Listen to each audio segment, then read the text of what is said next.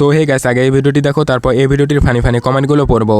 3 বছর আগে এই জিনিসটার প্রেমে পড়েছিলাম, আর আজকে সেই জিনিসটার অবস্থা দেখবা। এই দেখো, কিছু না কাজ করো। আমি বলছিলাম তুমি এত সুন্দর কাজ করো, কত কাজ করো রে, দেখো ঘেমে অবস্থা। কষ্ট হয়ে গেছে জানো তো, ঝাড় দিয়া। তোমার আমি বলছিলাম বন্ধুদের কত ভালো কাজ করে, কত সুন্দর কাজ করে, কত সুন্দর, এত ভালো, তাই বলছিলাম বন্ধুদের কাছে। হ্যাঁ, চলো গাইস, দেখলা তো, এটাই ছেলে মানুষের ক্ষমতা। মানে কি বলছো তুমি, কি ক্ষমতা? কিছু না, এমনি তুমি কিছু একটা বলছো আমারে। না, কিছুই বলিনি, বলছিলাম বন্ধুদের তুমি কত ভালো কাজ করো, এসবই। হ্যাঁ সত্যি। হ্যাঁ, तो चलिए शुरू करते हैं। এর থেকেই তো বোঝা যায় মেয়েরা যখন বাবার কাছে থাকে তখন রাজকন্যা, আর বিয়ের পর স্বামীর বাড়িতে বিনা বেতনের চাকর নেই। बात तो सही है। সত্যি এটাই ছেলেদের ক্ষমতা, শ্বশুরের রাজকুমারীকে মায়ের চাকরনি বানাতে পারে। বলেন কি? হ্যাঁ, তার বাবা যেমন রেখেছে আর আপনি যেমন রেখেছেন।